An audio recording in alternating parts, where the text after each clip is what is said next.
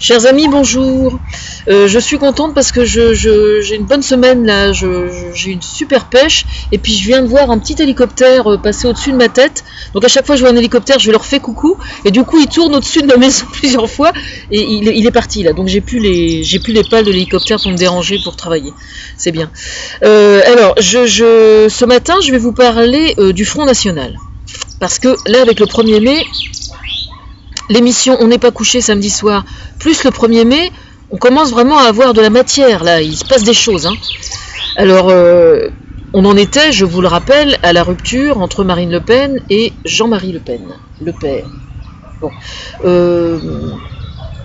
Je viens de voir un lien sur Internet, un article de France TV, Info, qui donne les 10 phrases assassines entre la mère et la fille.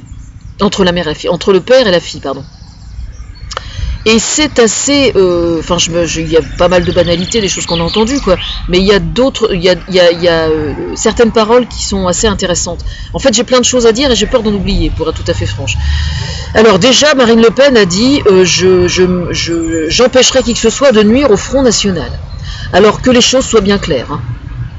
C'est pas demain la veille que je vais arrêter. Hein. Ça c'est clair et on est très nombreux dans ce sens-là. Mais je considère que la façon que j'ai, moi, enfin la méthode que j'ai moi pour lutter contre le Front National n'est pas de nature à pouvoir être entravée par qui que ce soit et encore moins par Marine Le Pen. Franchement. Hein. Parce que moi je travaille gratuitement, déjà pour commencer. J'ai jamais touché un euro de qui que ce soit et c'est uniquement pour défendre les convictions qui sont les miennes que je le fais. Voilà.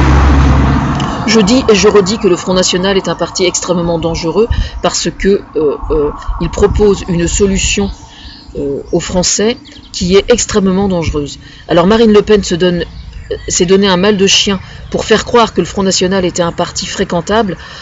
On sait tous que c'est absolument faux. Alors sur ce point particulièrement, je tiens à préciser que déjà Marine Le Pen a l'intention de porter plainte contre les Femen. Alors je tiens juste à préciser qu'à mon avis, les juges vont se foutre de sa gueule et vont refuser cette plainte. Et je vais vous expliquer pourquoi. C'est que quand on revoit les vidéos, on voit Marine Le Pen en train de regarder les Femen, et j'allais dire les femelles, mais c'est pas grave. Elle regarde les Femen et elle se marre. Bon, alors je pense que, je veux dire, s'il y avait vraiment outrage ou une bonne raison de porter plainte, elle se marrerait pas, quoi. Vous voyez ce que je veux dire? Il faut savoir ce qu'on veut dans la vie. Hein. Elle sait bien jouer la comédie, pourtant. Elle avait qu'à jouer l'offusqué, je sais pas, mais regardez les vidéos, retournez les voir, vous allez voir, elle se marre. Bon, voilà, ça c'est une chose. Donc déjà, puis les juges n'ont pas que ça à faire, franchement. Hein. Là, concernant elle, ils ont déjà quand même beaucoup de travail. Donc, avec le parti de Jeanne notamment. Donc je trouve que, voilà, ça c'est une chose. Ensuite, il y a eu une altercation entre des journalistes du Petit Journal, qui sont des copains à moi, je ne m'en cache pas, et des gens que j'apprécie énormément parce que ils ont la particularité de faire un très très bon travail et de surtout aller fouiller sur les côtés, quoi. Oui, je dis bien fouiller, alors évidemment, je sais, il y a Mélenchon aussi qui a tendance à dire d'eux que ce sont des fouilles-merdes. Les journalistes sont souvent des fouilles-merdes, évidemment, effectivement, parce qu'ils vont fouiller dans les retranchements de comportements malhonnêtes, de dissimulation, de choses comme ça. Alors évidemment, c'est mal perçu par les gens qui sont à la tête de certains partis, ça c'est une évidence. Parce qu'il faut quand même savoir, là c'est la première fois qu'ils se font agresser aussi gravement. Hein.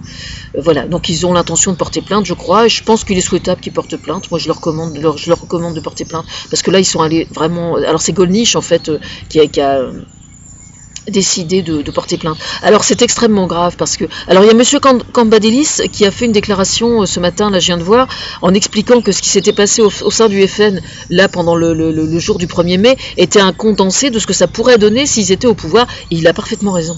C'est tout à fait juste. Parce que là, mine de rien, ce qu'on a vu, c'est Bruno Gollnisch qui a été absolument incapable de maîtriser ses nerfs et qui a pété les plombs, quoi. Voilà. Alors, il est bon de préciser quand même que ça n'est pas lui qui a donné l'ordre au service d'ordre du Front National de casser la gueule aux gens du Petit Journal. Hein. Ce sont des militants.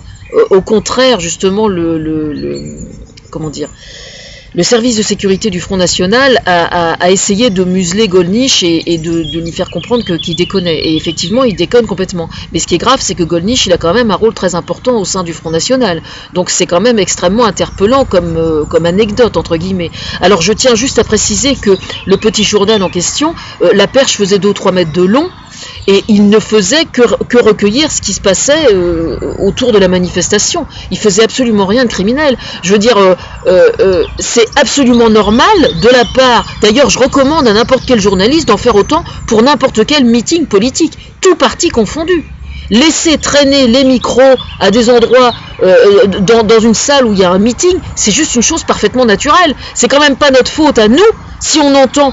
Dans un meeting du Front National, on est chez nous, on est chez nous, on est chez nous. Je veux dire, les slogans racistes, ce sont les électeurs du Front National qui les hurlent et qui les crient pendant les meetings du Front National. Un chef de parti, quel que soit tout bord confondu, un chef de parti qui a peur qu'on laisse traîner des micros, par définition, c'est la démonstration, vraiment par A plus B, que c'est un parti infréquentable et antidémocratique. Voilà. Vraiment, la démonstration est faite, là. Vous pouvez pas faire plus clair, hein, franchement. Hein. Bon, en fait, j'ai vu, alors là, bon, je vous passe les détails, je vous passe les détails entre le père et la fille, parce que bon, il n'y a pas besoin d'y revenir, c'est pas, ça présente aucun intérêt. Par contre, le père a fait une déclaration très intéressante au sujet de la trahison. La force d'une famille réside, comme dans la force d'une armée, réside dans la loyauté de ses membres. Ah, ça c'est intéressant, ça par contre. La loyauté de ses membres. Alors la loyauté vis-à-vis de qui? Ou vis-à-vis de quoi? Parce que pour moi, la loyauté ne réside pas... Déjà lui, quand il parle de la famille, c'est intéressant parce que Marine Le Pen a pris sa suite sur le plan idéologique pour réparer son père. Bon, ça, n'importe quel psy vous l'expliquera.